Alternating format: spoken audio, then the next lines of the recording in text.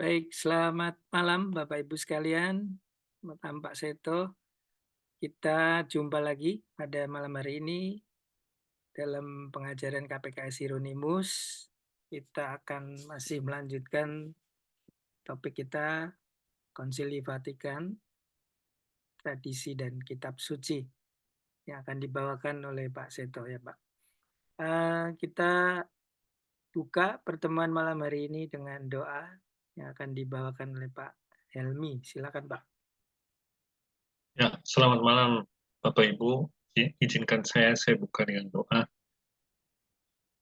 Dalam nama Bapa, Putra, dan Roh Kudus. Amin. Bapa yang ada di surga, kami ucap syukur pada malam hari ini di mana Engkau mengumpulkan kami untuk belajar tentang kitab suci yang berkaitan dengan Dei Verbum. Ya Bapak, berkatilah Pak Seto agar apa yang disampaikan itu merupakan pikiranmu, rencanamu, dan kau bantu dengan rohmu agar pemahaman dan pengertian Roh Kudus itulah yang dapat disampaikan melalui Paseto ke kami. Dan untuk itu kami juga mohon agar Engkau membukakan hati, pikiran, jiwa kami. Dan tentu Roh Kudus yang ada, yang bersemayam dalam diri kami masing-masing, dapat mendorong agar membimbing, mengarahkan kami untuk memahami, mengerti apa yang disampaikan oleh Pak Seto. Berkatilah kami semua yang ada di Zoom ini, dan juga kami mohon Engkau juga berkati teman-teman sahabat-sahabat kami yang akan menyusul masuk untuk belajar bersama. Kemuliaan kepada Bapa, Putra, dan Roh Kudus, seperti pada permulaan, sekarang, selalu, dan sepanjang segala abad. Amin. Dalam nama Bapa, Putra, dan Roh Kudus. Amin. Terima kasih Pak Helmi. Baik Bapak Ibu, mari kita dengarkan pengajaran dari Pak Seto.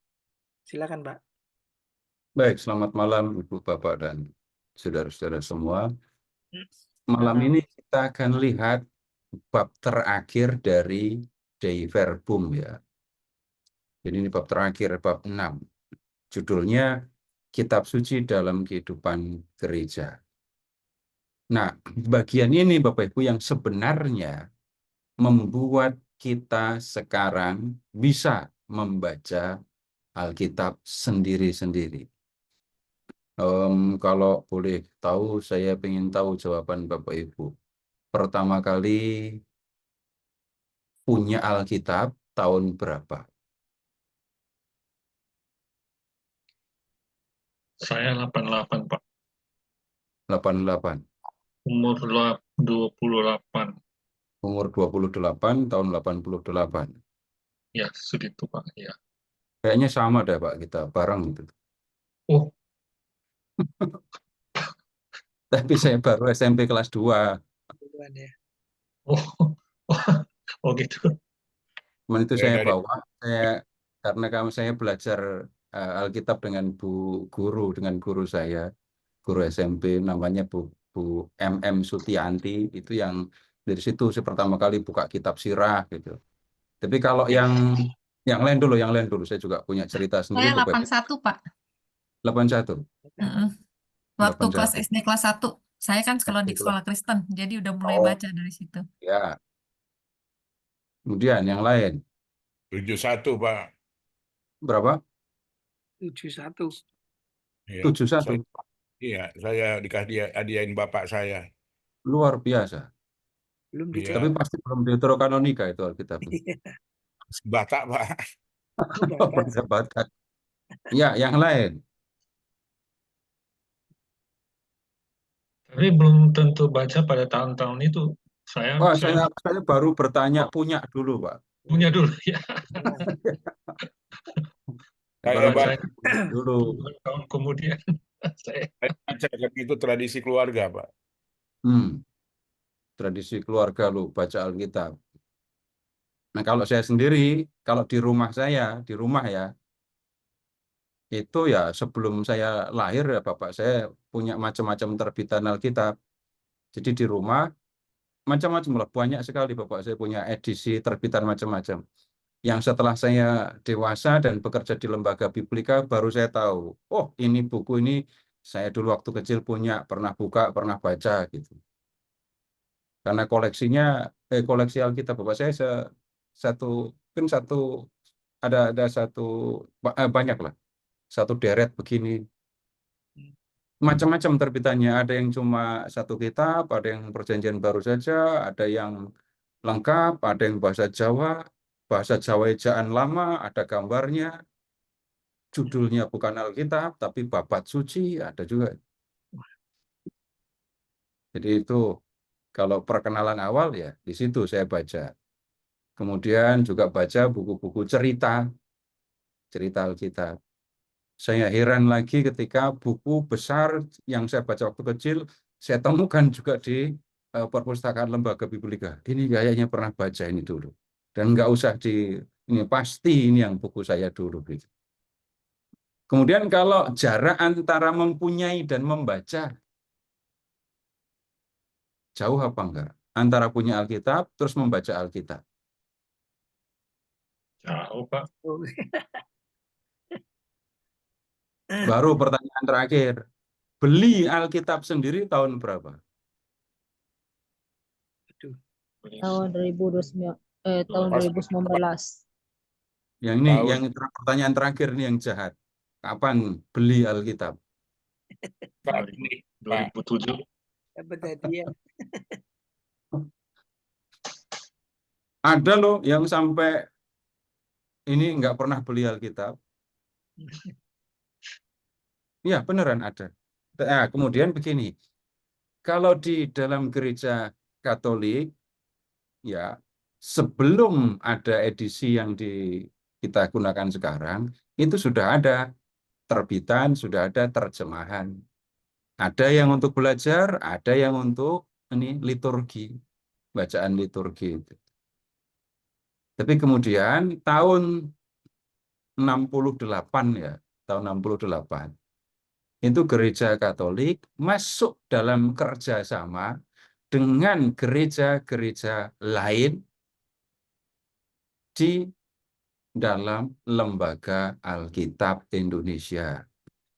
Jadi yang ini perlu diklarifikasi, jangan berpikir lembaga Biblika itu Katolik, lalu lembaga Alkitab itu Protestan. Enggak begitu.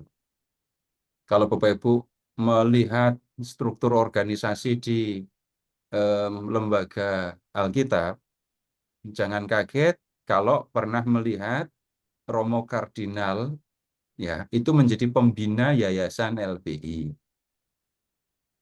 Kemudian Romo Vikjen waktu itu Romo Subagio, ya ada di situ.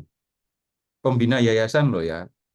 Dan kemudian nggak mungkin kan Bapak Ibu mengatakan ini lembaga Protestan tapi pembina yayasannya Katolik. Nggak bisa. Jadi kalau lembaga Alkitab itu untuk seluruh gereja. Dan bahkan saya kasih tahu ini bisa jadi Bapak Ibu nggak tahu. Bisa jadi nggak tahu. Ya. Bapak Ibu kalau bulan September minggu pertama, itu kan Bapak Ibu memberi kolekte seperti biasa kan ya. Tapi kolekte di bulan September minggu pertama, itu untuk karya kerasulan kitab suci. Untuk kemudian penggunanya bagaimana? Ada yang digunakan untuk ini, subsidi Alkitab. Alkitab ini supaya di daerah itu Alkitabnya harganya dapat dijangkau, maka ada subsidinya. Sudah subsidi plus ongkos kirim. Belum terlalu banyak ya, tetapi ada lah. Ada alokasi dana untuk itu. Lalu ada bagian kecil doang, itu yang diserahkan ke lembaga Alkitab untuk karya penerjemahan. Ini nggak banyak yang tahu kalau ini.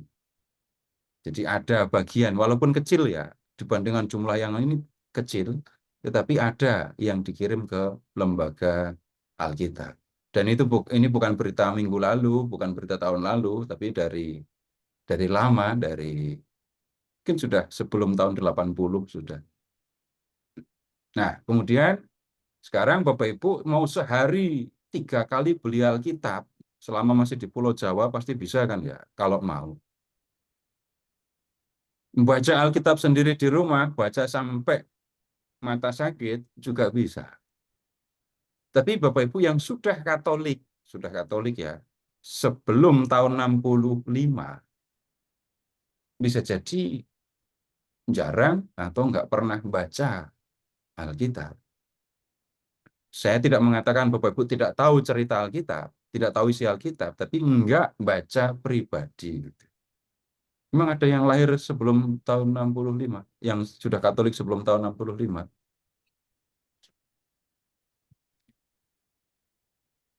Saya. Saya, Pak. Iya, coba Ibu-ibu, Bapak ingat ya, tahun 65 sudah baca Alkitab sendiri atau belum? Belum. Oh, belum. Sebagai umat Katolik, tahun itu belum. Ya, saya tahu Asing. walaupun saya Asing. lahirnya belakangan, tapi sejarahnya begitu. Wong Alkitab yang yang kita gunakan sekarang ini ya, yang kita gunakan sekarang itu diterbitkan tahun 75 kok. Tahun 75 terbitnya. Yang sebelum Diterbitkan tahun oleh ND. Kenapa? Terbitan ND. 76 Terbitan kali ND. 75 ya. Itu sesudah 75. Kalau ND-nya itu Perjanjian Baru, terjemahan Pater Boma, nah itu memang lebih awal. Tapi jarang yang punya itu. 1956 kalau nggak salah. 56. Itu kalau Iya, yang tapi ND. ya hanya Injil saja ya. Nggak Ya, ada yang lain-lain. iya, bukan Injil saja, Perjanjian Baru. Oh iya, ya Perjanjian Baru, maaf. Ibu punya itu. Punya. Luar biasa. Itu buku yang jarang dipunyai. Beneran, itu jarang ada yang punya. Sudah kuning dan teruak-rawik. Jarang Sudah dibaca. pasti. Kalau masih putih malah mencurigakan itu. Jangan-jangan buku dari surga beneran nanti. Nah, mengapa ada situasi yang berubah di dalam gereja Katolik? Apalagi Bapak Ibu perhatikan dari tahun berapa ya? Mungkin setelah tahun 2000 lah. Situasi di dalam gereja Katolik itu mengherankan banyak orang. Orang belajar Alkitab di mana-mana. Saya sendiri ya, saya cerita saja. Saya punya kesempatan sebenarnya untuk pergi ke keuskupan lain di pulau-pulau lain gitu ya. Dan kemudian minat untuk belajar luar biasa. Saya tidak mengatakan sudah selesai dan semuanya punya minat, enggak. Tetapi ketika ada kesempatan seperti itu, yang ikut belajar banyak. Dan kemudian macam-macam pertanyaan muncul. Tahun 2005 misalnya saya mudah ngajar di Kalimantan, saya keheranan karena setelah makan siang kan ada jam tidur siang. Saya nggak boleh tidur siang. Diajak diskusi terus gitu. Dan itu, ya, saya punya banyak kesempatan itu jadi saya bisa cerita. Nah kalau di Pulau Jawa, ya lebih seru lagi. Nggak menyangka misalnya ada kursus-kursus kitab suci yang reguler. Kursus pendidikan kitab suci Santo Paulus yang di Tebet, itu sekarang terima angkatan 35. Berarti sudah 35 tahun kursus ini berlangsung. Nah, kemudian kita akan melihat mengapa ada situasi yang berubah seperti itu ya. Nah, kemudian sekarang kita lihat apa yang dikatakan di dalam dokumen Dei Verbum. Ini bab 6, artikel 21. Sudah tampak di layar Bapak Ibu? Sudah, Pak. Nah, ini judulnya Kitab Suci dalam Gereja, dalam Kehidupan Gereja. Ini gereja menghormati kitab-kitab suci. Nanti yang sudah ikut misa sebelum tahun 65 bisa membuat bandingan. Gereja menghormati kitab-kitab suci. Ini artikel 21. Kitab-kitab ilahi seperti juga tubuh Tuhan sendiri selalu dihormati oleh gereja yang terutama dalam liturgi suci, tiada hentinya menyambut roti kehidupan dari meja sabda Allah maupun tubuh Kristus dan menyajikannya kepada umat beriman. Kitab-kitab itu bersama dengan tradisi suci selalu telah dipandang dan tetap dipandang sebagai norma imannya yang tertinggi. Sebab kitab-kitab itu diilhami oleh Allah dan sekali untuk selamanya telah dituliskan, serta tanpa perubahan manapun menyampaikan sabda Allah sendiri, lagi pula memperdengarkan suara Roh Kudus dalam sabda para nabi dan para rasul. Jadi, semua pewartaan dalam gereja, seperti juga agama Kristiani sendiri, harus dipupuk dan diatur oleh kitab suci. Sebab dalam kitab suci, Bapa yang ada di surga penuh cinta kasih menjumpai para putranya dan berwawancara dengan mereka. Adapun sedemikian besarlah daya dan kekuatan Allah sehingga bagi gereja merupakan tumpuan serta kekuatan, dan bagi putra-putra gereja menjadi kekuatan iman, santapan jiwa, sumber jernih dan hidup dan kekal hidup rohani. Oleh karena itu, bagi kitab suci berlakulah secara istimewa kata-kata, memang sabda Allah penuh kehidupan dan kekuatan yang berkuasa membangun dan mengurniakan warisan di antara semua para kudus. Kalau membaca begini nggak langsung paham kan ya, ini dokumen gereja ini sulit dimengerti umat karena bahasanya seperti ini. Tapi kita lihat sedikit-sedikit ya. Lihat kalimat ini. Kitab ilahi, ini ngomong kitab suci ya, seperti tubuh Tuhan sendiri selalu dihormati oleh gereja yang tiada hentinya menyambut roti kehidupan dari meja sabda Allah maupun tubuh Kristus. Nah, sederhananya begini, firman Allah yang tertulis dalam kitab suci itu dihormati seperti tubuh Kristus. Nah, sekarang pakai pertanyaan ya. Kapan Tuhan Yesus hadir dalam Ekaristi? Banyak orang jawabnya gimana kalau ditanya seperti itu? Jawaban umum. Waktu Banyak orang konsekrasi. jawabnya Konsekrasi. waktu konsekrasi. Itu ya. Jadi waktu konsentrasi, ya roti dan anggur jadi tubuh dan darah Kristus. Tapi kemudian coba kita periksa Bapak Ibu, setelah bacaan pertama, lektor bilang apa? Setelah selesai membacakan teks kitab suci, lektor ngomong apa? Demikianlah sabda Allah. Kalau lektor mengatakan demikianlah sabda Tuhan, berarti yang baru saja dibacakan teks kitab suci, itu isinya firman Tuhan. Berarti kalau lektor membaca, lektor memperdengarkan firman Tuhan. Bagaimana mungkin firman Tuhan hadir, tapi Tuhannya nggak hadir? Nggak masuk akal kan? Jadi di liturgi sabda, Tuhan hadir dalam sabda. Dalam liturgi Ekaristi, bagian kedua, Tuhan hadir dalam roti dan anggur, dalam tubuh dan darah. Nah, dengan memperhatikan kalimat ini, Bapak Ibu, kita melihat yang disampaikan, diajarkan di dalam gereja Katolik. Ya, bahwa gereja menghormati firman Tuhan seperti menghormati tubuh Kristus. Karena itu, ya liturgi sabda harus mendapatkan perhatian istimewa, bacanya yang bagus. Kemudian, Bapak Ibu tolong ingat-ingat ya, kalau di liturgi sabda itu ada apa saja? Bacaan pertama, terus Tanggapan, Mazmur tanggapan, terus Bacaan bacaan kedua, terus Injil. bait pengantar Injil, Injil. terus ada Injil, setelah Injil Homili. ada ada homili, setelah homili Iman para Doa umat. ada kredo dulu ya. Kredo Iya, dulu atau kredo doa dulu. umat dulu? Kredo dulu. Nah, kredo dulu terus doa umat. Doa.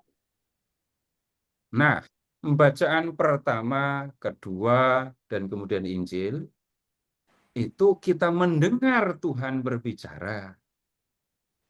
Tapi kalau mendengar Tuhan berbicara, apalagi pas bacaan kedua, Bapak Ibu, gampang nggak mengerti bacaan kedua? Gampang kok ngetesnya. Bacaan kedua itu biasanya dari mana? Surat-surat. Bacaan kedua. Bacaan Dari kedua. surat Rasul Paulus. Dari surat Rasul Rasul Paulus. Paulus.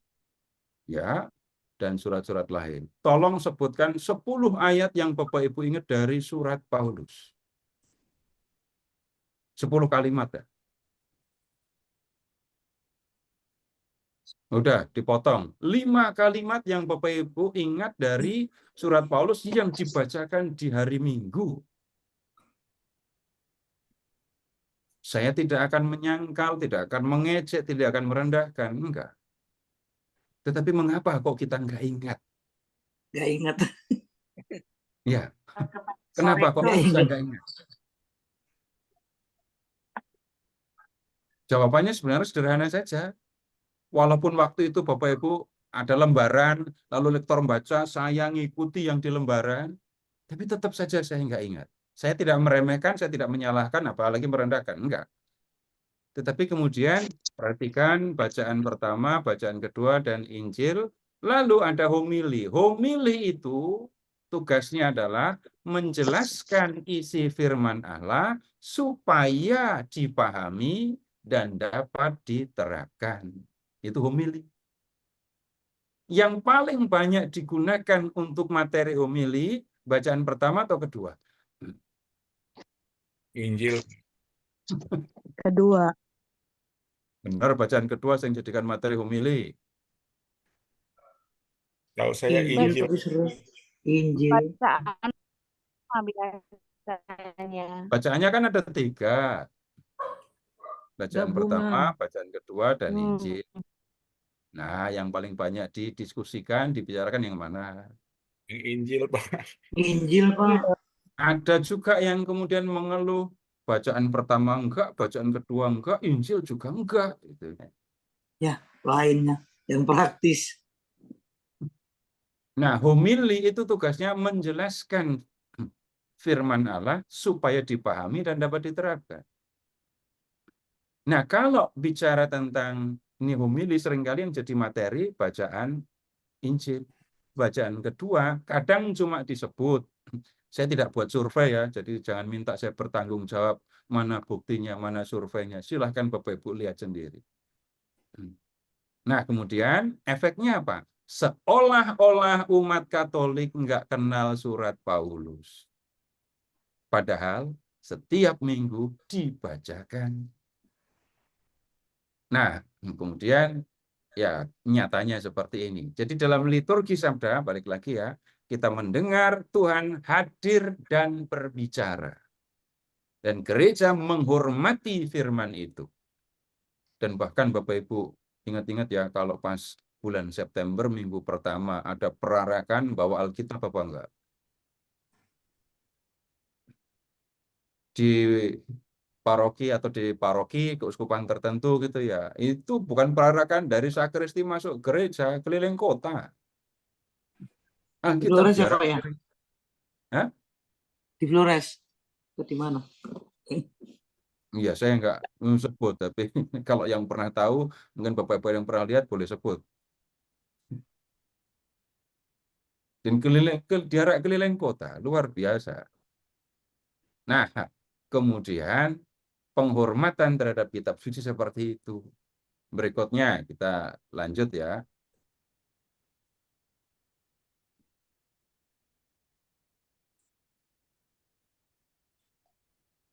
Lalu ini, kitab-kitab itu, kitab-kitab suci ya, bersama dengan tradisi suci, kita sudah diskusikan di awal, selalu telah dipandang dan tetap dipandang sebagai norma iman yang tertinggi.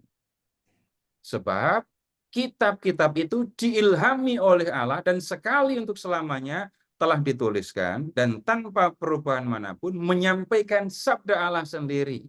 Lagi pula memperdengarkan suara Roh Kudus dalam sabda para nabi dan para rasul. Nah, sekarang begini. Kitab-kitab suci dipandang sebagai norma iman yang tertinggi ya. Lalu agak melompat, ini lanjutannya di sini. Jadi, semua pewartaan dalam gereja seperti juga agama Kristiani harus dipupuk dan diatur oleh kitab suci. Maksudnya begini, Bapak Ibu silahkan mengingat hal-hal yang menjadi apa ya, entah pokok, entah isi iman Katolik. Misalnya, kalau Bapak Ibu gini aja, Bapak Ibu nyebut Tuhan Yesus itu gelarnya apa saja? Tuhan Yesus, gelar yang dikenakan pada Tuhan Yesus. Sebut apa saja? Semua sebut. Kristus. Allah yang Maha Rahim. Allah yang Allah yang Maha Baik. Mesias. Juru selamat. Mesias. Terus Anak domba. anak domba. Tiap minggu nyanyi itu kan ya. Domba Allah. Kemudian apa lagi? Roti hidup. Roti hidup. Nah, Air hidup. air itu. Air hidup. Tunggu dulu. Tuhan Yesus disebut air hidup, Pak? Iya, Pak. Sama itu. Kayak haus. Nanti kita diskusi itu. Saya tidak lama-lama di ini. Air hidup. Air hidup kalau membaca Injil Yohanes bab 4, lalu baca bab 7, Bapak Ibu akan lihat. Itu dikenakan pada siapa. Nah, begini. Apapun yang dikenakan pada Tuhan Yesus, sebut saja gelar-gelar itu, penebus, juru selamat, Mesias, anak manusia, anak Allah, gitu ya. Itu kan bagian dari kepercayaan Kristiani. Sumbernya harus dari kitab suci, penjelasannya juga harus dari kitab suci. Tidak bisa kemudian mengatakan pokoknya atau katanya. Yang menjadi repot dan membuat perdebatan nggak jelas itu kalau orang sudah mengatakan katanya. Tapi ketika kita bicara tentang iman akan Yesus, maka kita perlu memahami sumbernya di dalam Alkitab. Ambil contoh. Bapak Ibu, ini untuk contoh saja ya. Bapak Ibu tahu arti nama Yesus? Ya, buka Matius bab 1 ayat 21. Matius bab 1 ayat 21. Apa yang dikatakan di situ? Ia akan melahirkan anak laki-laki dan engkau akan menamaikan dia Yesus. Karena dialah yang akan menyelamatkan umatnya dari dosa mereka. Ibu bacanya pas tekanannya karena apa tadi, Bu? Karena dialah yang akan menyelamatkan umatnya dari dosa mereka. Nah, itu yang jadi penting. Sesuci-sucinya Bapak Ibu, bisa nggak membersihkan anak Bapak Ibu dari dosa? Tidak bisa, Pak. Tidak bisa. Yang bisa membersihkan manusia, yang bisa membersihkan jiwa manusia dari dosa siapa? Yesus. Kita tidak ngomong tentang nama, tetapi saya sebagai manusia tidak bisa. Yang bisa membersihkan manusia dari dosa bukan manusia. Siapa? Allah. Begitu kan? Allah. Yesus. Kalau begitu saya jadi tahu siapa sebenarnya Yesus. Juru Karena dia selamat. punya kuasa untuk membersihkan manusia dari dosa. Kemudian kita lihat lagi teks yang Bapak Ibu hafal. Silahkan ke Yohanes bab 1 ayat 1. Pada mulanya adalah firman. Firman itu bersama-sama dengan Allah dan firman itu adalah Allah. Dan firman itu adalah Allah. Lihat ayat 14, Bu. Ayat Firman itu 14. telah menjadi manusia dan diam di antara kita. Kayaknya Kita saya telah pernah melihat mengucapkan kata itu ya. Kapan Bapak Ibu mengucapkan kalimat itu? Angelus. Angelus. Firman itu bersama Allah, firman itu adalah Allah. Lalu firman itu menjadi manusia. Kalau kemudian kita mengatakan Yesus itu adalah firman yang menjadi manusia, loh dasarnya ada di dalam teks. Gitu kan ya? Ya, Yohanes. Kemudian sekarang Bapak Ibu tiap minggu, tiap misa nyanyi anak domba Allah kan ya? Kapan atau siapa? Apa dasarnya menyebut Yesus sebagai anak domba Allah? Injil Bapak Ibu, Yohanes. jangan pindah dari Yohanes bab 1. Coba periksa di Yohanes bab 1. Ayat Lihatlah berapa? anak domba Allah. Ayat berapa Dan itu, Bu? ketika ia melihat ayat 36. Ayat 36. 6. Iya. Yang bicara siapa? Yohanes Pembaptis. Yohanes kepada kedua muridnya. Ibu kok nyarinya cepat sekali sampai 36. Yang ayat 29 belum Pas diperiksa. dibukanya di situ, Pak. Pas dibukanya. Coba lihat ayat 29. Pada keesokan harinya, Yohanes 1, Yohanes 29. melihat Yesus. Pada keesokan Pada harinya keesokan Yohanes melihat Yesus datang kepadanya dan ia berkata, lihatlah anak domba Allah yang menghapus dosa dunia. Jadi kalau kita ikut misa dan kemudian mengatakan anak domba Allah yang menghapus dosa dunia, itu ternyata dasarnya dari situ gitu ya. Dasarnya dari Injil Yohanes bab 1 ayat 29 ayat 36. Kemudian Bapak Ibu ada firman yang Bapak Ibu hafal dari kata-kata Santo Paulus. Beneran Bapak Ibu hafal. Tapi pura-pura enggak tahu pada. Coba Bapak Ibu periksa ya. 1 Korintus bab 11. 1 Korintus 11 ya.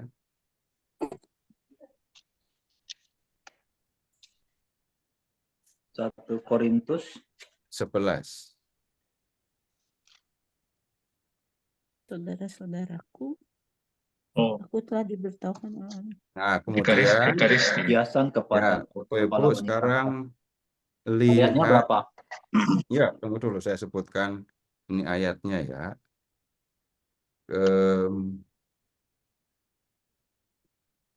Ayat 26. Tiap kali kamu makan. Ayat 26. Bapak Ibu hafal kan? Sebab setiap kali kamu makan roti ini dan minum cawan ini, setiap kali kami makan roti ini memberitakan dan kematian minum Tuhan sampai ia datang. Ya, hafal kan? Coba nyanyikan anamnesis. Setiap kali Tiap kamu makan roti ini dan minum dari piala ini dan seterusnya. minum dari piala ini. Apa Wafat Tuhan kami wartakan Yesus kami hingga wartakan Engkau hingga datang. Engkau datang. Hafal kan ayat itu? Cuma banyak yang nggak tahu ternyata itu kutipan dari 1 Korintus. Cuma gitu doang. Iya. Tapi ya, kalau tiap misa apalah. Hafal. Nah, Bapak Ibu kalau nanti diperiksa sungguh-sungguh isinya, Bapak Ibu akan bisa lihat itu menjadi bagian dari kepercayaan akan Yesus. Tiap kali mereka naik Ekaristi kita mewartakan kematian Tuhan sampai Dia datang. Nah, banyak hal yang lain Bapak Ibu, hal-hal yang menyangkut tentang iman akan Yesus, praktek kehidupan iman di dalam gereja Katolik banyak ya. Bagian besar dan ini anjuran dari konsili didasari dengan firman yang tertulis dalam kitab suci, karena kitab suci adalah norma iman yang tertinggi.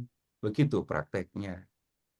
Nah, kemudian sekarang kita lanjut sedikit-sedikit, tapi ini hal yang penting untuk diperhatikan ya. Kalimat selanjutnya ini.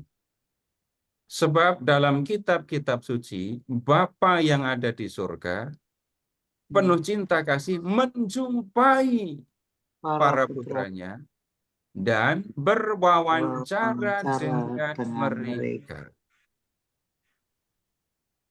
Jadi wawancara. Kalau wawancara berarti dua arah kan ya. Iya. Dan Bapak Ibu bisa balik lagi ke liturgi sabda. Tuhan berbicara di bacaan pertama, di bacaan kedua, di bacaan Injil. Lalu firman itu dijelaskan dalam homili, sehingga umat memahami dan siap untuk menerapkannya. Tuhan berbicara. Kalau Tuhan berbicara, umat mendengarkan.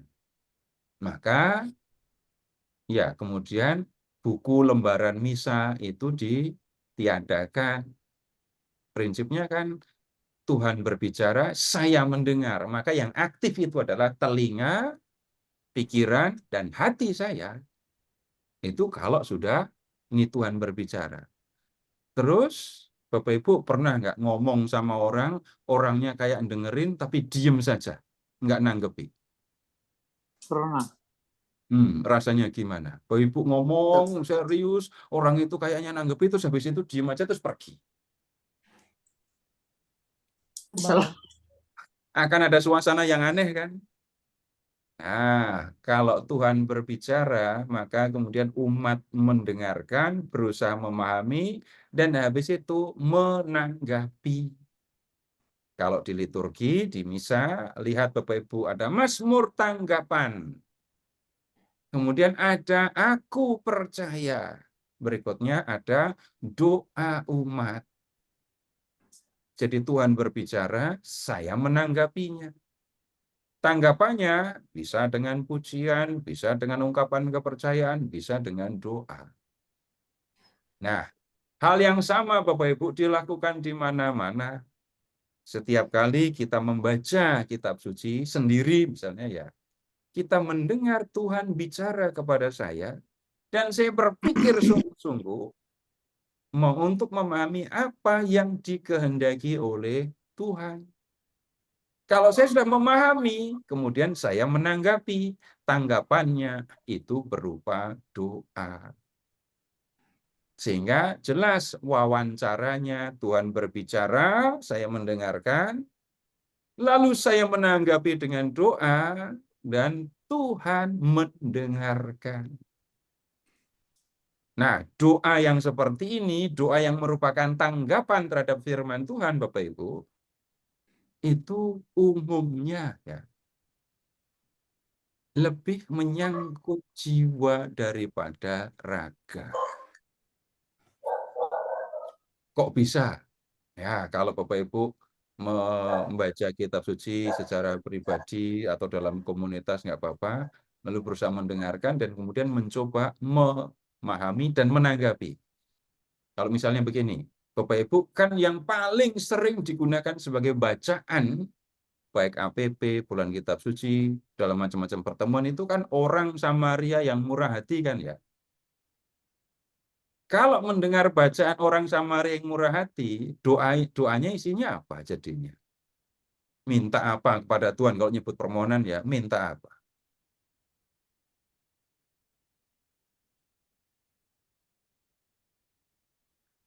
Ini kan sudah mendengar bacaan tentang orang Samaria yang murah hati, memperhatikan orang Samaria itu, memperhatikan imam dan Lewi. Lalu Tuhan sudah menyampaikan pesan ini, kamu harus jadi kayak orang Samaria itu loh. Kalau menolong, ya sampai selesai lah. Sampai selesai. Kalau menolong juga harus berani berkorban. Kalau nggak berani korban, nggak bisa menolong. Lalu selama Bapak Ibu mendengar bacaan itu dan kemudian menyampaikan doa, mendengar orang berdoa, ada nggak Yang berdoanya itu, Tuhan berilah saya rezeki, berilah saya kesehatan. Atau lebih tepatnya, nyambung nggak kalau isinya kayak gitu? Yang akan diminta apa? Supaya saya punya kerelaan hati seperti orang Samaria. Supaya saya punya keberanian untuk menolong seperti orang Samaria. Nah, ini tadi yang saya maksudkan Bapak Ibu. Doa yang didasari oleh firman itu banyak yang menyangkut soal jiwa, bukan soal raga. Saya tidak mengatakan soal raga nggak penting ya. Tetapi yang saya maksudkan, tidak cukuplah kalau orang hanya berdoa, minta kepada Tuhan, dan yang diminta hanya soal raga saja. Nah, yang kita perlu perhatikan, balik lagi, wawancara. Tuhan berbicara ketika saya membaca kitab suci, dan saya mendengarkan, berusaha memahami. Sesudah itu saya menyampaikan tanggapan berupa doa, dan saya percaya Tuhan mendengarkan doa saya. Sehingga jadilah ini wawancara. Lebih lanjut, Bapak Ibu, ini menjadi sangat penting untuk belajar berdoa. Belajar berdoa. Kenapa perlu belajar berdoa? Ya kan sama dengan saya punya Bapak di surga, saya perlulah tahu bagaimana bicara kepada Bapak saya. Yang harusnya saya minta apa, yang saya harus ceritakan, sampaikan kepada Bapak itu apa. Karena kalau nggak belajar, ya nggak bisa. Bapak Ibu, banyak anak misalnya ya, yang nggak tahu mengucapkan kata terima kasih. Kenapa kok nggak bisa mengucapkan kata terima kasih? Nggak tahu. Kenapa kok nggak tahu? Ya nggak diajari. Kenapa banyak orang Katolik kalau diminta untuk memimpin doa, berebut. Berebut untuk menunjuk temannya, tapi ya. Kenapa kok begitu? Jawabannya sederhana saja. Nggak pernah latihan berdoa. Coba kalau sering latihan berdoa, bisa berebut. Emang pernah ketemu orang-orang yang berebut berdoa? Ketemu saya. Dan bukan orang yang jauh dari saya, karena Bapak Ibu kalau Sabtu malam itu kami di gereja belajar Alkitab bersama dengan anak-anak SD kelas 4 ke atas. Dan latihannya yaitu mendengarkan, memahami, kemudian menulis doa. Nah, beneran ketemu anak-anak yang berebut untuk berdoa. Karena berlatih, latihan membuat doa. Nah, menjadi penting sekali lagi Bapak Ibu, ketika kita membaca kitab suci, baik secara pribadi maupun dalam komunitas, itu kita berwawancara dengan Tuhan, bertemu dengan Tuhan, mendengarkan Tuhan bicara. Kemudian sekarang kita lanjut, kita lihat artikel selanjutnya saja. Ini juga langkah penting yang diambil oleh Gereja Katolik. Artikel 22. Dianjurkan terjemahan-terjemahan yang tepat. Bagi kaum beriman Kristiani, jalan menuju kitab suci harus terbuka lebar-lebar. Oleh karena itu, sejak semula, gereja mengambil alih terjemahan Yunani Perjanjian Lama yang amat kuno yang disebut Septuaginta. Gereja selalu menghormati juga terjemahan-terjemahan lain ke dalam bahasa-bahasa Timur dan Latin, terutama yang disebut Vulgata. Tetapi, karena sabda Allah harus tersedia pada segala zaman, gereja dengan perhatian keibuannya mengusahakan supaya dibuat terjemahan-terjemahan yang sesuai dan cermat ke dalam pelbagai bahasa, terutama berdasarkan teks asli kitab suci. Bila terjemahan itu sekiranya ada kesempatan baik dan pimpinan gereja menyetujuinya, diselenggarakan atas usaha bersama-sama dengan saudara-saudara terpisah, maka terjemahan-terjemahan itu dapat digunakan oleh semua orang Kristiani. Bagi kaum beriman Kristiani, jalan menuju kitab suci harus terbuka lebar-lebar. Nah, yang nutup jalannya ini apa sebenarnya? Kok harus dibuka? Memang sebelumnya tertutup? Iya. Enggak ada yang buka? Enggak. Yang nutup apa memangnya? Bahasa. Bapak Ibu lihat ya, di sini tadi disebut mengambil alih terjemahan Yunani. Terus, gereja menghormati terjemahan-terjemahan lain, khususnya Vulgata. Ini semua terjemahan kuno sekali ya. Jadi kalau perjanjian lama, itu kan bagian besar ditulis dalam bahasa Ibrani. Nah, abad ke-3 sebelum Masehi, atau abad ke-2 sebelum Masehi, perjanjian lama sudah diterjemahkan ke dalam bahasa Yunani. Dan kemudian gereja Katolik termasuk yang memelihara terjemahan Yunani ini dan menggunakannya karena para penulis kitab suci perjanjian baru menggunakan terjemahan Yunani ini. Perjanjian baru ditulis dalam bahasa Yunani, tapi kalau ada referensi ke perjanjian lama, kutipannya tidak mengacu ke Ibrani tapi ke bahasa Yunaninya. Nah, kemudian kitab itu juga diterjemahkan ke dalam bahasa Latin, ya, Vulgata, lalu diperbarui jadi Nova Vulgata, dan itu Bapak Ibu yang digunakan dalam liturgi di dalam gereja Katolik. Kemudian itu juga yang kemudian menjadi bagian dari hafalan kita.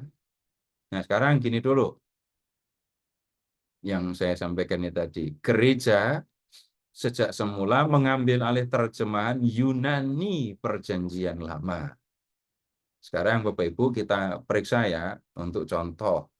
Silahkan Bapak Ibu membuka Injil Matius bab 1 ayat 23.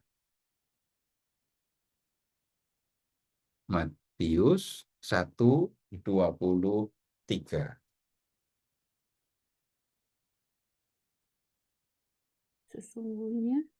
Sesungguhnya anak ya. darah itu akan mengandung dan melahirkan seorang anak laki-laki, dan mereka akan menamakan dia Immanuel. Nah, Yang sekarang berarti tolong lihat ayat 23 itu mengacu kemana? Lihat ayat Yesaya. referensi di bagian paling bawah itu. Yesaya 7:14. Ya, silahkan diperiksa. Yesaya 7:14.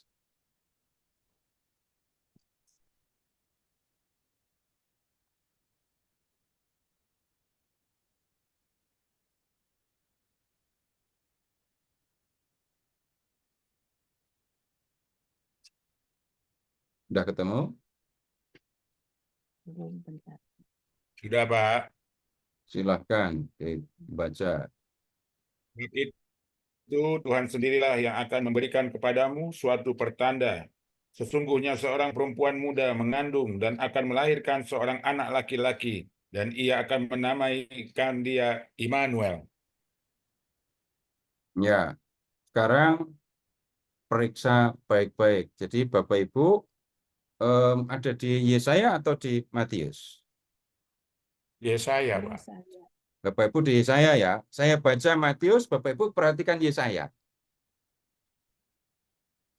Sesungguhnya anak darah itu akan mengandung dan akan melahirkan seorang anak laki-laki, dan mereka akan menamakan dia Immanuel. Sama atau beda? Matius dengan Yesaya.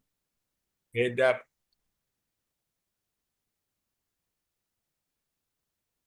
Sama atau beda? Perempuan muda ya. Ya, perempuan muda di mana, Bu? Di Yesaya. Di Yesaya perempuan muda. Tapi di Matius Anak darah. anak darah. Kalau kita memahami apa adanya, perempuan muda dengan anak darah itu sama atau beda? Beda, Pak. Ya, kalau sudah baru 16 tahun, tapi sudah punya anak, sudah melahirkan, nggak bisa disebut darah lagi kan, tapi perempuan muda. Kemudian, yang memberi nama Immanuel itu siapa? Baca apa adanya dulu. Baca apa adanya saja. Yang memberi nama Immanuel kepada anak yang dilahirkan itu siapa? Perempuan. Baca apa adanya. Seorang perempuan dia udah melahirkan, dianya perempuan muda. Iya, kata yang muncul di situ apa? Dan ia akan memberi nama dan mereka akan menamakan dia. Jadi yang menamakan anak itu Immanuel, dia apa mereka? Iya. Dia itu di mana? Di Yesaya atau di Matius? Ya di Yesaya. Di Yesaya dia, di Matius mereka dengan dia beda. Ya. Nah, ini bukan Matius salah kutip. Ini bukan penerjemah nggak konsisten. Tetapi Matius memang mengutip kitab suci terjemahan dalam bahasa Yunani Septuaginta tadi. Makanya jadinya beda. Yang digunakan oleh para penulis Perjanjian Baru, kitab suci yang berbahasa Yunani. Dalam bahasa Yunani, ya, itu tidak muncul kata perempuan muda, yang muncul kata perawan atau anak darah, partenos. Begitu yang terjadi. Gereja sejak awal itu menghormati terjemahan itu dan menggunakannya. Itu contoh ya, nanti kalau cukup satu saja. Kemudian sekarang Bapak Ibu tolong membuka Injil Lukas.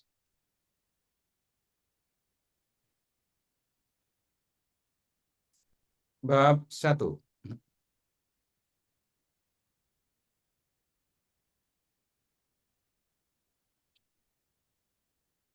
Lukas bab 1. Lihat ke ayat 28. Ketika ia keluar, ia tidak dapat berkata-kata kepada Oh, mereka maaf. dan mengajarkan mereka. Ayat 28. 28. Ketika malaikat itu masuk ke rumah Maria, ia berkata, "Salam hai engkau yang dikaruniai Tuhan, Tuhan menyertai engkau." Ya, jelaskan ya. Bapak Ibu ucapkan doa salam Maria. Ya. Maria penuh rahmat Tuhan sertamu. Ya. Puji. Doa salam Maria itu kan ngambil kutipan dari ucapan malaikat dan ucapan Elizabeth kan ya. Nah, yang ucapan malaikat kok salam Maria penuh rahmat. Nah, penuh rahmatnya di mana? Salam hai engkau yang dikaruniai, Tuhan menyertai. Salam Maria penuh rahmat, Tuhan sertamu. Nah, Tuhan sertamu masih bisa. Penuh rahmatnya itu dari mana? Itu dari Vulgata, dari terjemahan dalam bahasa Latin itu. Bapak Ibu ada yang hafal salam Maria bahasa Latin? Ave Maria, gratia plena, Dominus tecum, benedictatus in mulieribus, et benedictus fructus ventris tui, Yesus. Ya, sekarang perhatikan gratia plena. Jadi, salam hai engkau yang dikaruniai itu dalam bahasa Latin diterjemahkan gratia plena. Kemudian masuk liturgi Katolik menjadi doa salam Maria kan. Lalu jadinya sekarang salam Maria penuh rahmat. Saya tidak akan mengajukan atau ini supaya terjemahan diganti, enggak. Tetapi yang kita perlu tahu kenapa kok begini, kenapa di Alkitab begini, itu yang kita pelajari. Nah, kemudian Itu terjemahan ya, terjemahan Latin, terjemahan Yunani tadi. Nah, kemudian dikatakan begini, karena sabda Allah harus tersedia pada segala zaman, gereja dengan perhatian keibuannya mengusahakan supaya dibuat terjemahan yang sesuai dan cermat ke dalam pelbagai bahasa berdasarkan teks asli kitab suci. Kalau perjanjian lama ya Ibrani, Deuterokanonika Yunani, perjanjian baru Yunani. Terus dikatakan begini, bila terjemahan-terjemahan itu diselenggarakan atas usaha bersama dengan saudara-saudara terpisah, maka terjemahan-terjemahan itu dapat digunakan oleh semua orang Kristiani. Teksnya nggak muncul, Pak. Iya, saya nggak munculkan emang. Ya, ini.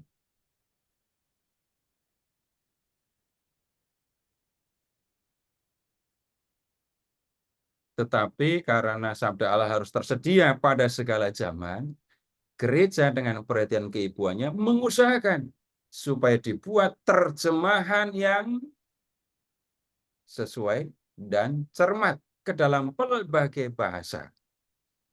Terutama berdasarkan teks asli kitab suci. Teks aslinya itu kalau perjanjian lama Ibrani, Deuterokanonika Yunani, perjanjian baru Yunani. Bila terjemahan-terjemahan itu diselenggarakan atas usaha bersama dengan saudara-saudara terpisah, maka terjemahan-terjemahan itu dapat digunakan oleh semua orang Kristiani. Bapak Ibu perhatikan sebutan ini. Saudara-saudara terpisah. Jadi mereka itu saudara, cuma terpisah. Gitu. Siapa yang dimaksudkan? Gereja-gereja Protestan. Jadi mereka disebut saudara terpisah. Tapi konsili itu menganjurkan, sebenarnya menganjurkan itu ya, buat terjemahan bersama dengan mereka supaya dapat digunakan oleh semua orang Kristiani.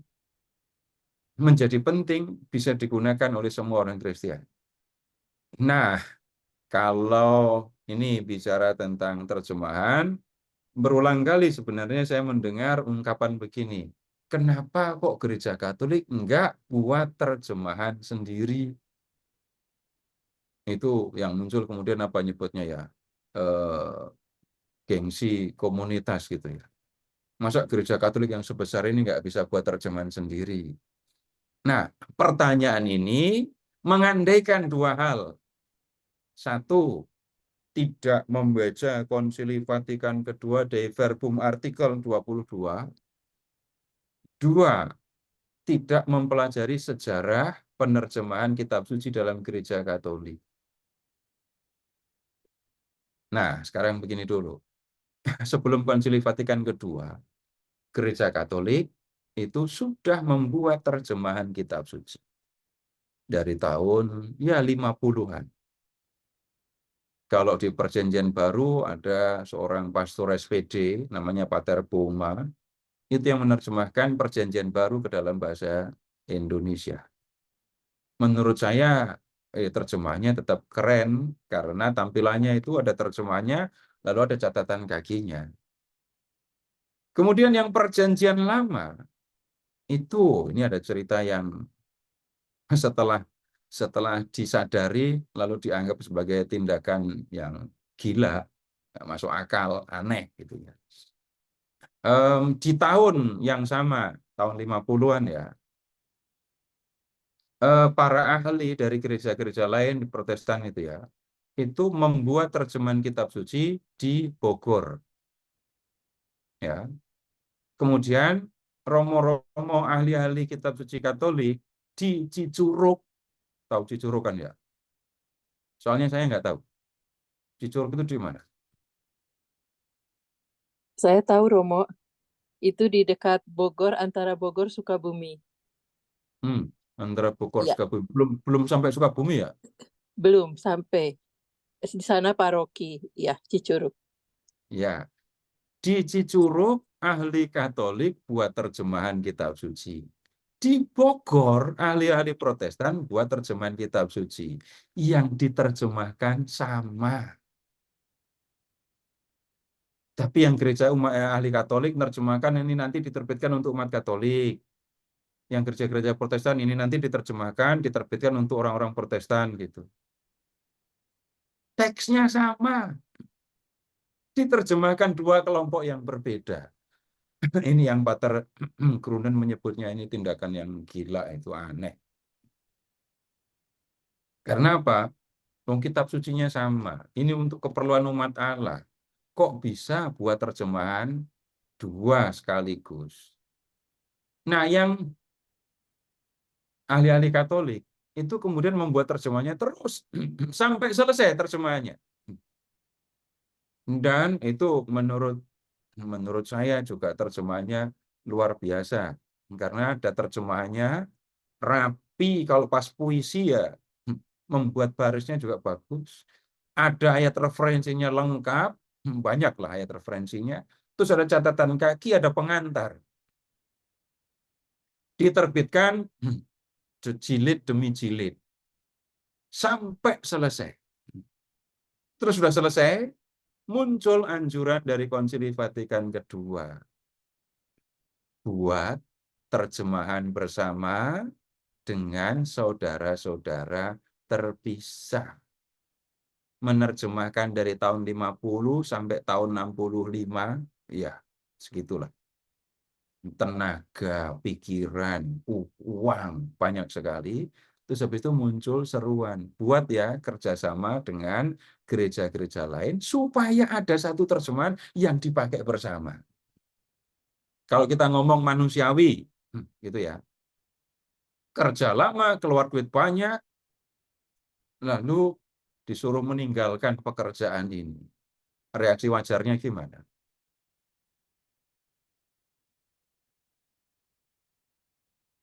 Reaksi yang wajar. Mau? Langsung mau?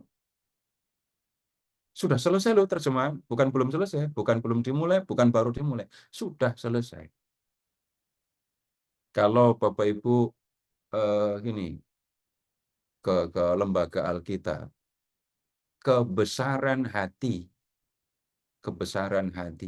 para ahli kitab suci Katolik di bawah koordinasi Pater Kletus Grunen OFM itu sangat dihargai oleh mereka.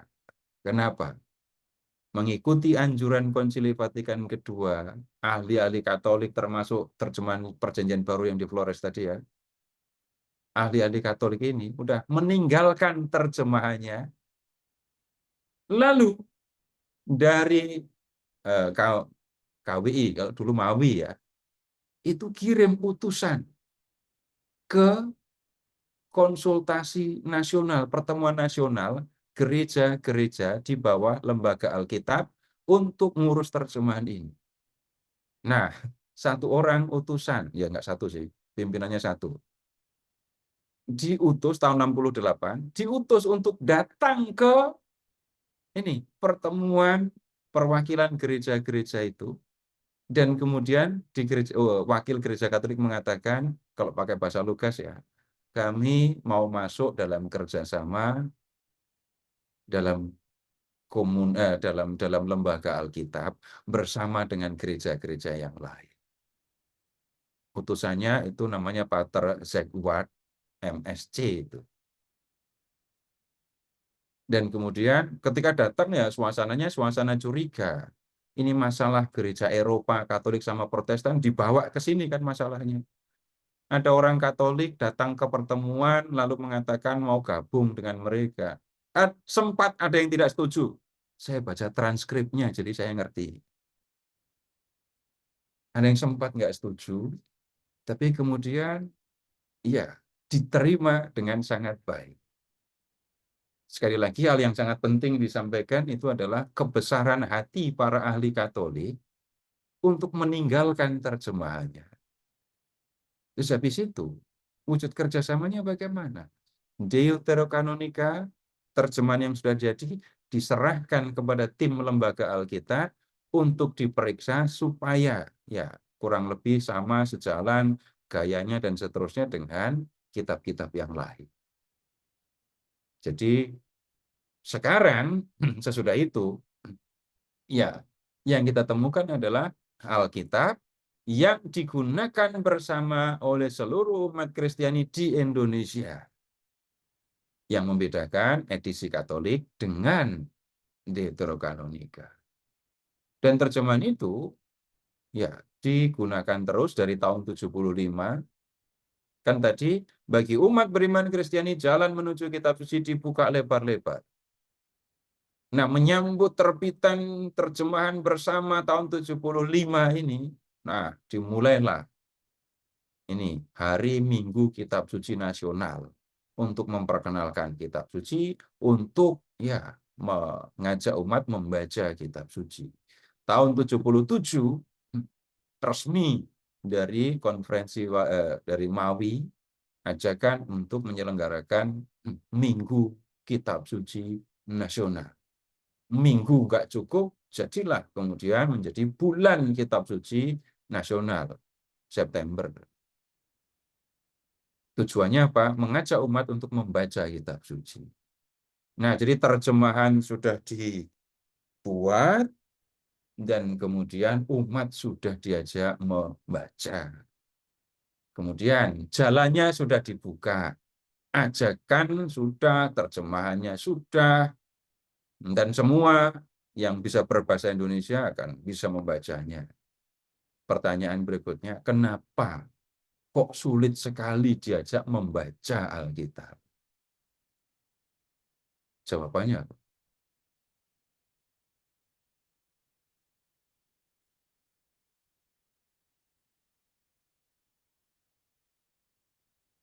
Sejak Bapak Ibu baptis sampai membaca Alkitab sendiri, itu perlu waktu berapa lama?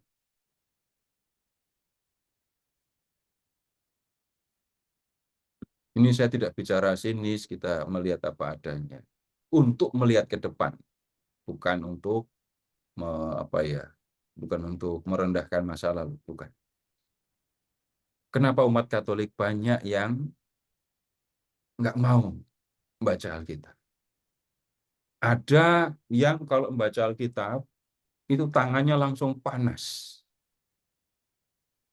Jadi baru 5 menit pegang Alkitab, sudah langsung ditaruh lagi. Karena nggak tahan, panas Alkitabnya. Ada yang kemudian membaca Alkitab, begitu mulai dibuka, penglihatan jadi kabur. Nggak jelas bacanya. Udah gitu Alkitabnya harus dijauhkan. Nggak berani dekat-dekat Alkitab. Bapak Ibu ada yang nggak mulai baca Alkitab, setelah ini kalau membaca Alkitab, Alkitab harus dijauhkan. Yang lensanya udah plus itu. Nah, kemudian yang lain lagi. Alasannya macam-macam. Ada yang buat apa? Baca Alkitab. Cukup dengarkan Romo homili, Romo baca. Nah, dulu begitu. Tapi setelah orang banyak yang komplain karena homili Romo begini dan begitu, orang tidak bisa mengandalkan lagi. Kemudian banyak orang Katolik tahu isi Alkitab bukan dari membaca Alkitab. Terus tahu dari mana? Dari mendengar kata orang. Sekarang begini deh, saya tidak menyalahkan. Enggak, saya dari awal sampai akhir, sampai kapan juga saya tidak akan menyalahkan. Tuhan Yesus itu mulai bekerja umur berapa? Umur 30 berapa? tahun. 30. 30. Saya cuma kemudian bertanya, Ibu, Bapak tahu dari mana? Waktu tahu itu umur berapa? Bapak Ibu tahu itu waktu umur berapa? Kelas Udah tua, berapa Pak. dulu? Udah Baru tua, Pak, saya, Pak. belajar baca Alkitab. Jadi Bapak Ibu tahu kalau Yesus berkarya umur 30 itu waktu itu Bapak Ibu kelas berapa, umur berapa? 60 tahun lebih, Pak.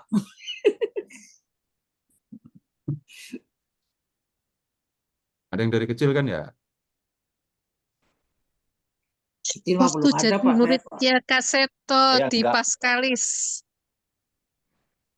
Itu mah belakangan enggak. Masa waktu kecil belum tahu. Ya udah Belum saya ganti ada, aja. Pak. Saya ganti dulu dah. Yesus itu tukang kayu atau anak tukang kayu? Anak tukang kayu, Pak. Anak Nah, tukang kayu. Bapak Ibu tahu itu waktu Bapak Ibu umur berapa atau kelas berapa? 60 tahun lebih, Pak. Umur 60 baru tahu. Iya, kan dulu nggak. Saya lahir tahun 51, Pak. Umur 60 baru tahu. Tahu dari siapa? Tahu dari setelah saya ikut EJ, Pak.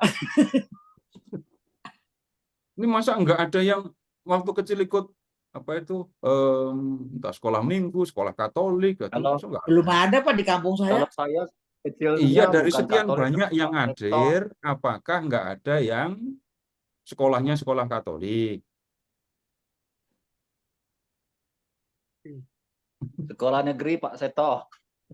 Saya juga negeri dulu, Pak, di kampung. Ada Pak Seto, saya SMA di Regina Pacis, Bogor.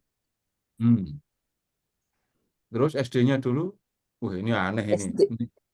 Tunggu dulu. Ini saya tahu Saya Yesus SD-nya itu, Buddha. ya, Sekolah Buddha. kan baru 1, 2, 3 yang jawab. Yang hadir dengan puluhan, Pak. Dan saya tidak yakin semuanya itu dulu Buddha. Baptis bayi, Pak. Saya tahu itu loh. SD itu saya banyak sekali belajar tentang kitab suci. Malah SD. Dari membaca, dari mendengar, dari guru SD saya. Guru SD saya itu luar biasa. Guru SD kelas 2. Namanya aja saya ingat kan. Ibu MM Siti Suatmiati. Itu satu-satunya guru yang kalau sekolah ngajar pakai kebaya.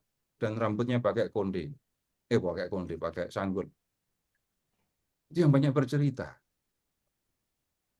Sekarang, umumnya orang Katolik kalau ditanya, Yesus itu anak tukang kayu atau tukang kayu? Jawabannya anak tukang kayu. Dari siapa taunya? Seringkali bukan dari baca Alkitab. Coba sekarang buka Injil Markus bab 6.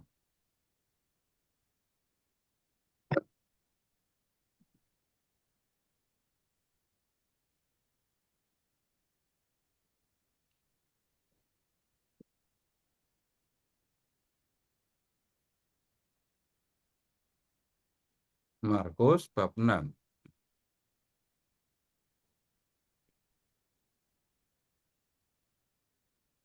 Udah ketemu? Coba lihat ayat 3.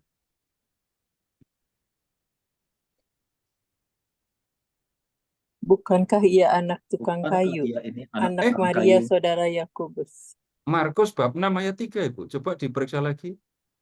Tukang kayu, ya ini tukang kayu. Bukankah ia ini?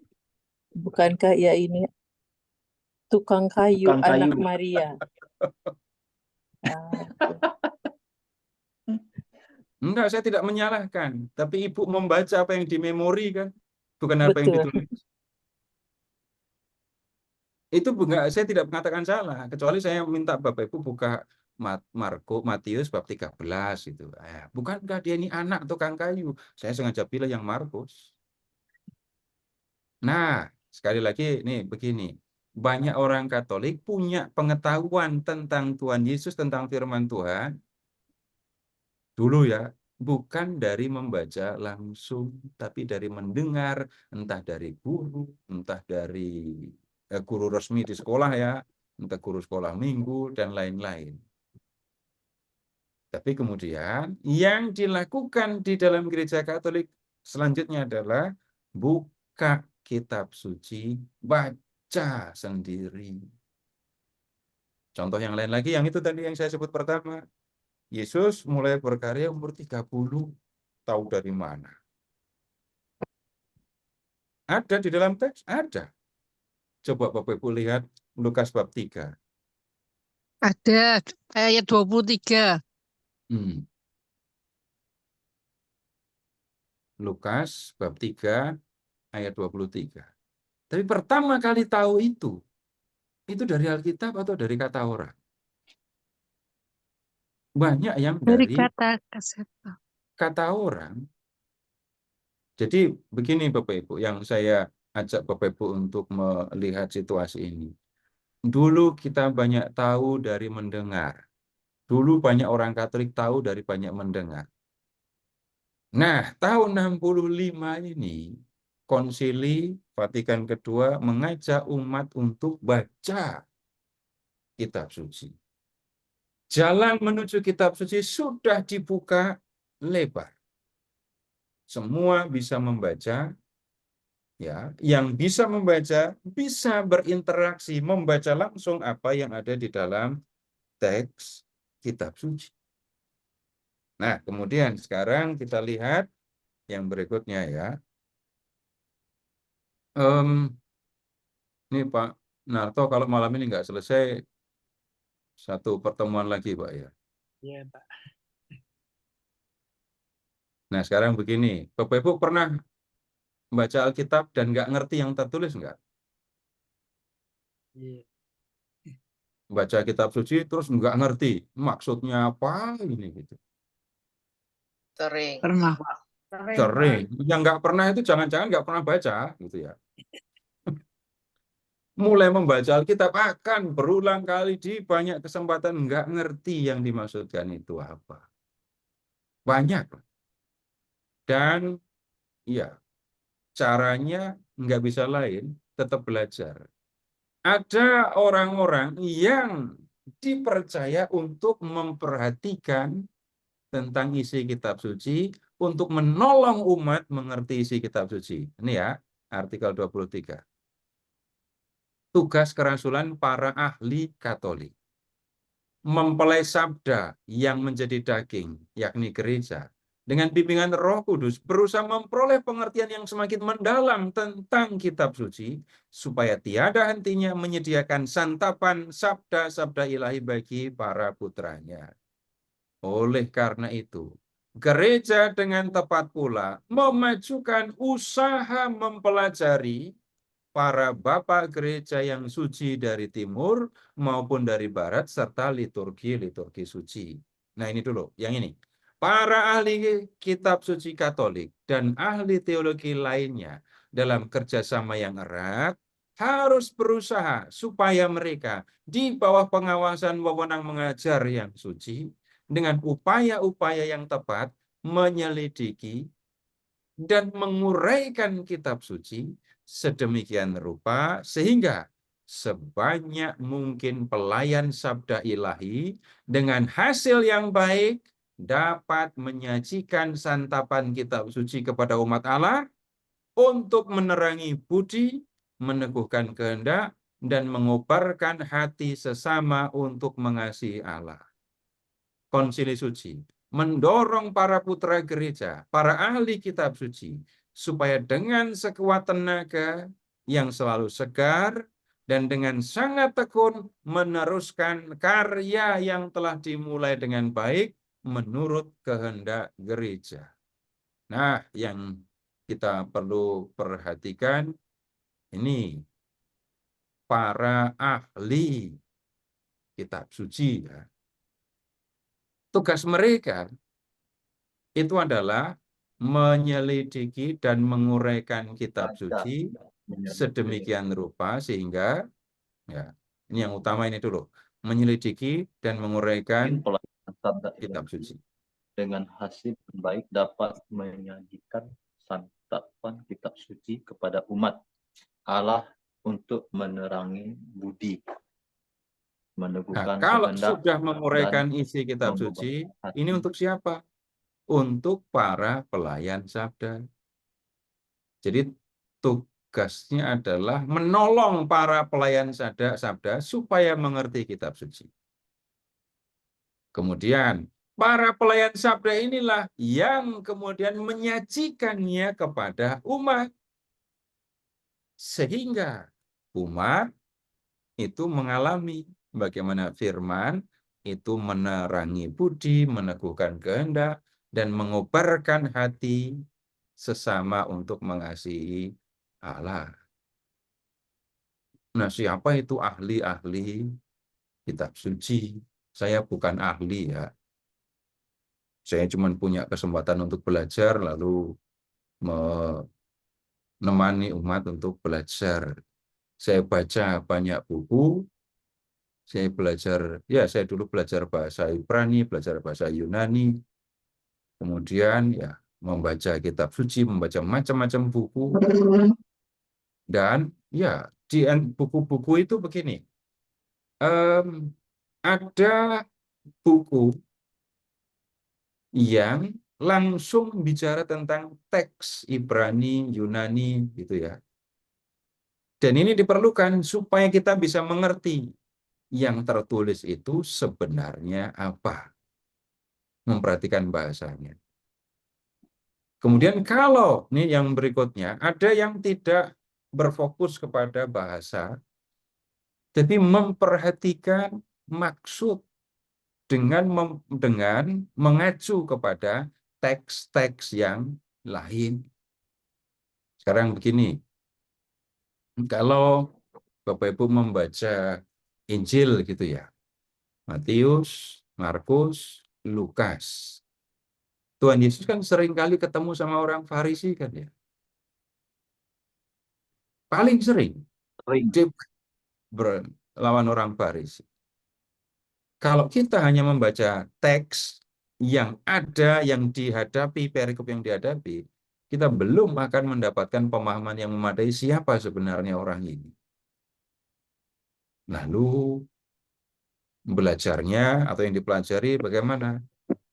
Ini ahli-ahli, saya bicara yang sederhana ya, itu akan mempelajari dari seluruh perjanjian baru yang bicara tentang orang Farisi. Kemudian akan mencari di sumber lain di luar kitab suci yang bicara tentang orang Farisi. Ketemulah keterangan lebih lengkap tentang orang Farisi. Kemudian ambil contoh yang lain. Kalau membaca orang Samaria yang murah hati itu, kenapa Imam Lewi itu nggak mau nolong? Nah, kemudian memperhatikan imam, memperhatikan Lewi. Ini adalah orang-orang yang tugasnya dekat sekali dengan ibadah, dengan korban. Kalau mau mempersembahkan korban, mereka tidak boleh ini kotor alias najis. Kalau najis nanti membersihkannya lama.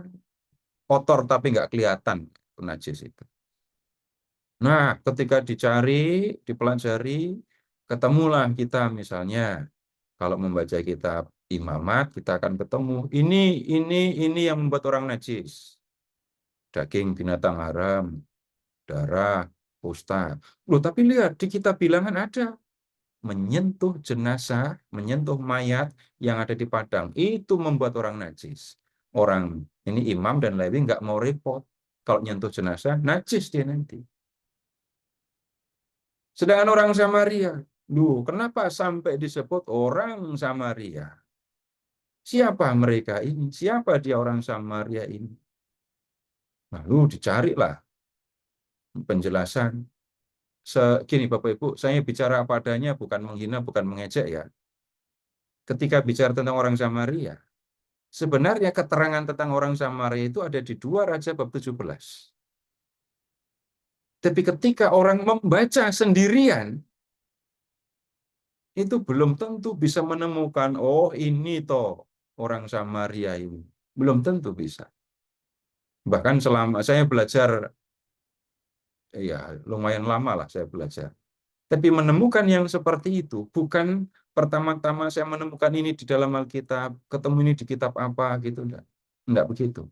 Mempelajari buku lalu, oh ternyata ini ada di sini tuh, oh ini ternyata ada di sini tuh. Para ahli punya tugas seperti itu.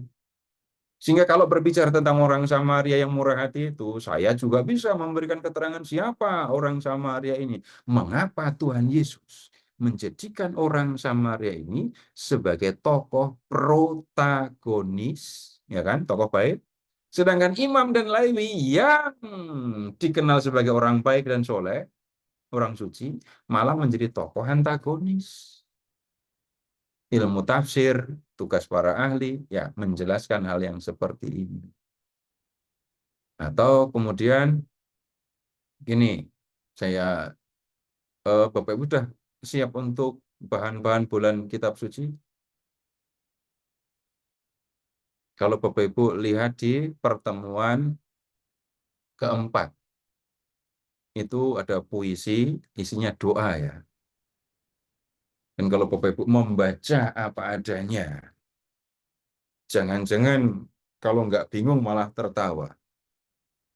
Bapak Ibu pernah nggak ada ketemu orang dikawal oleh demam dan wabah? Pasukan demam. Coba buka kitab Habakuk bab 3.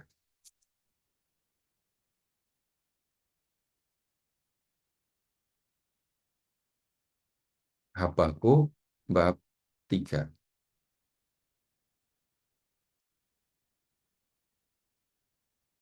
Lalu lihat ayat 3.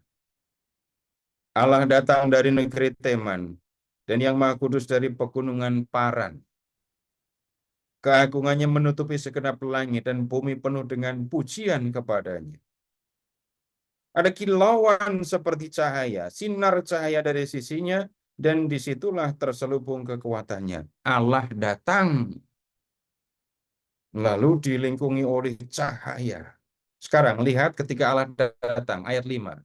Mendahuluinya berjalan penyakit sampar, dan demam mengikuti jejaknya. Ketika Tuhan datang, yang jalan di depan apa?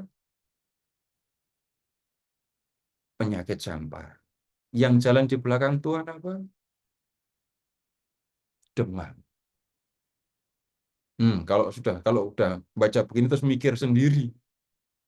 Itu tadi, kalau nggak tertawa ya pusing. Masuk pengawal Tuhan itu demam dan sampar. Nah, yang seperti ini Bapak Ibu memang perlu belajar dari para ahli. Nah, tugas para ahli kitab suci yang melakukan yang seperti itu. Ada yang benar-benar memperhatikan soal bahasa, jadi bahasanya harus jelas, tapi kemudian ada yang memberikan penjelasan. Kadang-kadang nomor satu ya mencari keterangan di kitab lain. Nah, selama saya belajar bersama umat, Bapak Ibu juga boleh mengingat, saya mengikuti ini, pola yang sebenarnya biasa saja. Kita hanya punya Alkitab, jadi baca bagian Alkitab. Kalau ada yang tidak dipahami, cari keterangan di perikop, di bab, di kitab lain. Tujuannya untuk apa? Yang tertulis, yang sedang dibaca, itu saya bisa pahami. Nah, Bapak Ibu, ini berkaitan dengan tugas para ahli kitab suci. Lalu yang pertama tadi kita diskusikan, gereja menghormati kitab suci, menghormati firman Allah, itu seperti menghormati tubuh Kristus sendiri. Oh, gereja Katolik menempatkan kitab suci sebagai pedoman iman. Berikutnya, gereja Katolik membuka jalan lebar-lebar bagi umat, supaya umat bisa baca kitab suci. Caranya adalah membuat terjemahan. Ketika membaca sendiri, umat mengalami kesulitan. Nah, para ahli kitab suci bertanggung jawab untuk menguraikan apa yang ada dalam kitab suci. Baik Bapak Ibu, ini cukup ya untuk malam hari ini. Kalau ada yang mau disampaikan, ditanyakan 1-2 pertanyaan, silakan. Silakan Bapak Ibu, ada yang mau bertanya?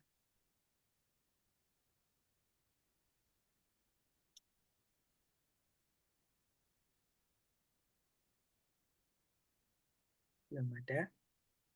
Baik, kalau nggak ada ya ditutup saja, Pak. Silakan Pak Narto. Baik, Pak Seto, terima kasih banyak, Pak. Malam hari ini kita jadi lebih mengenal bagaimana proses kitab suci disiapkan untuk kita semua ini ya. Dan saya percaya